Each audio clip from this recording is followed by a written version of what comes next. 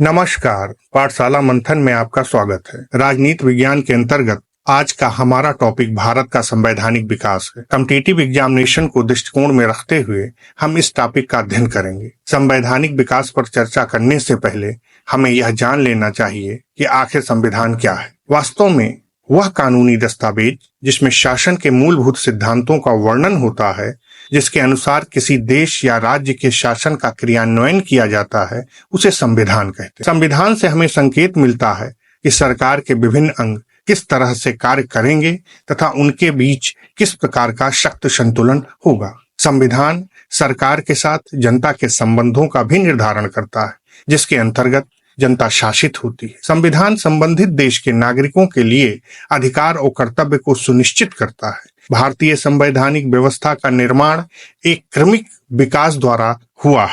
महारानी एलिजाबेथ प्रथम के चार्टर द्वारा ईस्ट इंडिया कंपनी को भारत में व्यापार करने का अधिकार मिला। 1765 ईस्वी तक अंग्रेजों का उद्देश्य भारत में व्यापार करना था, पर इसी वर्ष बंगाल, बिहार और उड़ीसा की दीवानी प्राप्त कर लेने के बाद उनके उद्देश्यों में परिवर्तन आने लगा। उनका उभार एक क्षेत्रीय शक्ति के रूप में होने लगा। ब्रिटिश सरकार ने कंपनी की बढ़ती हुई शक्ति को नियंत्रण में करने के लिए विभिन्न प्रकार के अधिनियम लाए। समय समय पर लाए गए इन्हीं अधिनियमों ने भारतीय सरकार और प्रशासन की विधिक रूपरेखा तैयार की। अध्ययन के आसानी के लिए हम भारत के संवैधानिक विकास को दो भागों में बांटते हैं। नंबर 1 ईस्ट इंडिया कंपनी के अंतर्गत, नंबर 2 ब्रिटिश क्राउन के अंतर्गत। ईस्ट इंडिया कंपनी के अंतर्गत हम regulating act 1773, Pitt's India act 1784 की विस्तृत व्याख्या करेंगे। साथ ही इन दोनों के बीच में 1781 में एक सेटलमेंट एक्ट आया था, जो रेगुलेटिंग एक्ट की कमियों को दूर करने के लिए लाया गया था। उस पर भी चर्चा करेंगे। चार्टर एक्ट 1793, 1813, 1833 और 1853, इनका भी विस्तृत व्याख्या इस वीडियो में होगा। अब ब्रिटिश क्राउन के अंतर्गत भारत शासन अधिनियम 1858, भारत परिषद अधिनियम 1861, 1892, 1809, भारत शासन अधिनियम 1919, 1935, भारत स्वतंत्रता अधिनियम 1947, इन सब पर विशद व्याख्या होगी। और कंपटीशन के दृष्टिकोण से जो भी महत्वपूर्ण तथ्य होंगे वो सारे इस वीडियो में आएंगे। हो सकता है ये वीडियो थोड़ा से लंबा हो, लेकिन प्रतियोगी छात्रों के लिए ये अति महत्वपूर्ण होगा। तो आइए अब हम ईस्ट इंडिया कंपनी के अंतर्गत हुए क्रमिक संवैधानिक विकास का अध्ययन प्रारंभ करें। 1858 तक भारत पर कंपनी का शासन रहा। ब्रिटेन की संसद ने विभिन्न कानून और आदेश पत्रों के द्वारा भारत में ईस्ट इंडिया के शासन पर नियंत्रण रखती थी। इन्हीं कानून और आदेश पत्रों ने भारत में संवैधानिक विकास की जमीन तैयार की। रेगुलेटिंग एक्ट 1773 वह पहला एक्ट था जो ब्रिटिश संसद द्वारा कंपनी पर नियंत्रण स्थापित करने के लिए पारित किया। इस अधिनियम के माध्यम से ईस्ट इंडिया कंपनी पर ब्रिटिश संसदीय नियंत्रण स्थापित करने का प्रयास किया गया। ब्रिटेन के प्रधानमंत्री लॉर्ड नॉर्थ द्वारा गोपनीय समिति की सिफारिश पर 1773 ईस्वी में पारित एक्ट को रेगुलेटिंग एक्ट 1773 की संज्ञा दी गई। इस अधिनियम द्वारा भारत में कंपनी के शासन के लिए पहली बार एक लिखित संविधान प्रस्तुत किया गया। कंपनी की प्रशासन के देख रेख हेतु इंग्लैंड में 2 संस्थाएं थीं। नंबर 1 निदेशक मंडल, कोर्ट ऑफ डायरेक्टर, नंबर 2 हितधारकों का मंडल, कोर्ट ऑफ प्रोपोराइटर्स। कोलकाता और मुंबई प्रेसिडेंसी को बंगाल प्रेसिडेंसी के अधीन कर दिया गया। बंगाल के गवर्नर को गवर्नर जनरल कहा जाने लगा और उनकी सहायता के लिए 4 सदस्य वाली कार्यकारी परिषद का गठन किया गया। इस एक्ट द्वारा बनने वाले बंगाल के प्रथम गवर्नर जनरल वारेन हेस्टिंग थे। कंपनी के कर्मचारियों को निजी व्यापार तथा भारतीयों से उपहार या रिश्वत लेने पर प्रतिबंध लगा दिया गया। कंपनी के लिए भारत में अपने राजस्व, नागरिक और सैन्य मामलों की जानकारी ब्रिटिश सरकार को देना आवश्यक कर दिया गया। व्यापार की सभी सूचनाओं को ब्रिटिश सरकार को देना सुनिश्चित कर दिया गया। 1974 ईस्वी में सुप्रीम कोर्ट की स्थापना कोलकाता में की गई। इसके अंतर्गत बंगाल, बिहार, उड़ीसा शामिल थे। सर एलिजाह इम्पे को मुख्य न्यायाधीश नियुक्त किया गया तथा चैम्बर, लिमेस्टर और हाइडर को न्यायाधीश नियुक्त किया। अब जब यह पारित हो गया तो कंपनी के अधिकारियों में कुछ असंतोष व्याप्त हो गया और उसको सेटलमेंट करने के लिए, उसको समाप्त करने के लिए 1781 में एक्ट ऑफ सेटलमेंट पारित किया गया। यह रेगुलेटिंग एक्ट की कमियों को दूर करने के लिए लाया गया था। मुख्य रूप से इस एक्ट द्वारा गवर्नर जनरल की परिषद तथा सर्वोच्च न्यायालय के बीच के संबंधों का सीमांकन करना था। इस एक्ट के द्वारा कंपनी के अधिकारी शासकीय रूप में किए गए अपने कार्यों के लिए सर्वोच्च न्यायालय के कार्यक्षेत्र से बाहर कर दिया। 1773 के रेगुलेटिंग एक्ट की कमियों को दूर करने के लिए पिट्स इंडिया एक्ट 1784 लाया गया। इस कानून ने एक दोहरी नियंत्रण प्रणाली स्थापित की। इसमें ईस्ट इंडिया कंपनी के संचालन को ब्रिटिश सरकार की निगरानी में लाया गया, जबकि कंपनी को अपने वाणिज्यिक गतिविधियों को बनाए रखने की अनुमति दी गई। इस एक्ट को ब्रिटेन में उस समय के प्रधानमंत्री विलियम पिट द्वारा ब्रिटिश संसद में प्रस्तुत किया गया। यह एक्ट भारतीय राज्य क्षेत्रों पर ब्रिटिश ताज के स्वामित्व के दावे का पहला दस्तावेज था। इस एक्ट के द्वारा कंपनी के व्यापारिक एवं प्रशासनिक शक्तियों एवं कार्यों को अलग अलग कर दिया गया। व्यापारिक क्रियाकलापों को पहले की तरह कंपनी के निदेशकों के हाथों में ही रहने दिया गया, पर राजनीतिक क्रियाकलापों को, जिसमें सैनिक, असैनिक तथा राजस्व संबंधी के नियंत्रण एवं पर्यवेक्षण हेतु इंग्लैंड में एक 6 सदस्यों वाली नियंत्रण मंडल बोर्ड ऑफ कंट्रोल की स्थापना की गई। इसमें चांसलर ऑफ एक्सचेकर और राज्य सचिव तथा 4 सदस्य प्रिवी काउंसिल के थे। इन सभी की नियुक्ति और पद से हटाने का अधिकार सम्राट को सौंपा गया। इस प्रकार अब ब्रिटिश भारतीय उपनिवेश की शक्ति 2 लोगों में बट गई। पहला कंपनी के निदेशक बोर्ड, दूसरा नियंत्रण मंडल के माध्यम से सम्राट। यह परिस्थिति 1858 तक बनी रही। इस एक्ट ने गवर्नर जनरल को और अधिक शक्ति प्रदान की। परिषद की संख्या 4 से घटाकर 3 कर दी गई। मद्रास और मुंबई की सरकारों को पूरी तरह से बंगाल सरकार के अधीन कर दिया गया।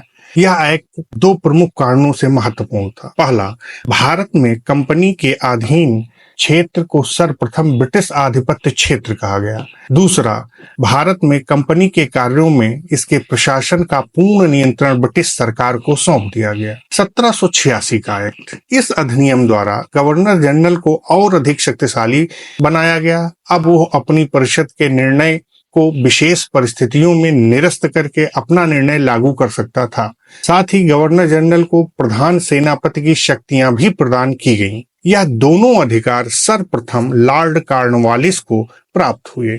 Charter act 1793, east India company के व्यापारिक अधिकारों को 20 वर्ष के लिए बढ़ा दिया गया और नियंत्रण मंडल को भारतीय राजस्व से वेतन देने की व्यवस्था की गई। ब्रिटिश भारतीय क्षेत्र में लिखित विधियों द्वारा प्रशासन का कार्य आरंभ हुआ तथा सभी कानून और विनियमों की व्याख्या का अधिकार न्यायालय को प्रदान किया गया। अब ये एक और महत्वपूर्ण, ये चार्टर एक्ट 1813 का है, इसमें कई फैक्ट आते हैं कंपटीशन में। इस एक्ट के द्वारा कंपनी को अगले 20 वर्ष के लिए भारतीय प्रदेशों एवं राजस्व पर नियंत्रण का अधिकार दे दिया गया। कंपनी के भारत के साथ व्यापार करने के एकाधिकार को समाप्त कर दिया गया, किंतु कंपनी का चीन के साथ व्यापार और चाय के व्यापार पर एकाधिकार बरकरार रखा गया। कुछ सीमाओं के साथ भारत के साथ व्यापार करने हेतु सभी ब्रिटिश वासियों के लिए मुक्त व्यापार की अनुमति दे दी गई। गवर्नर जनरल को ब्रिटिश क्राउन की अनुमति के साथ गवर्नरों तथा प्रधान सेनापति को नियुक्त करने का अधिकार दिया गया। भारत में शिक्षा के लिए प्रति वर्ष 1 लाख रुपए खर्च करने का प्रावधान किया गया। साथ ही भारत में धर्म प्रचार के लिए ईसाई मिशनरियों को अनुमति दी गई। चार्टर एक्ट 1833, इस अधिनियम का मुख्य उद्देश्य अंग्रेज सरकार द्वारा 1833 में सरकार के कानून निर्माण को तथा कानून निर्माण संबंधी कार्यों को स्पष्ट करना। ईस्ट इंडिया कंपनी के व्यापारिक अधिकार को पूर्णतः समाप्त कर दिया गया। बंगाल के गवर्नर जनरल को भारत का गवर्नर जनरल बना दिया गया, जिसमें सभी नागरिक एवं सैन्य शक्तियां समाहित थीं। इस प्रकार यह अधिनियम पहली बार ऐसी सरकार का निर्माण किया जिसका ब्रिटिश अधिकार वाले संपूर्ण भारतीय क्षेत्र पर पूर्ण नियंत्रण था। भारत का प्रथम गवर्नर जनरल विलियम बेंटिंक बना। मद्रास और मुंबई के गवर्नर को विधायिक शक्तियों से वंचित कर दिया। भारत के गवर्नर जनरल को पूरे ब्रिटिश भारत में विधि निर्माण का एकाधिकार प्रदान किया गया। इसके अंतर्गत पहले बनाए गए कानून को नियामक कानून, रेगुलेटरी लॉ कहा गया एवं नए कानून के अंतर्गत बने कानून को अधिनियम,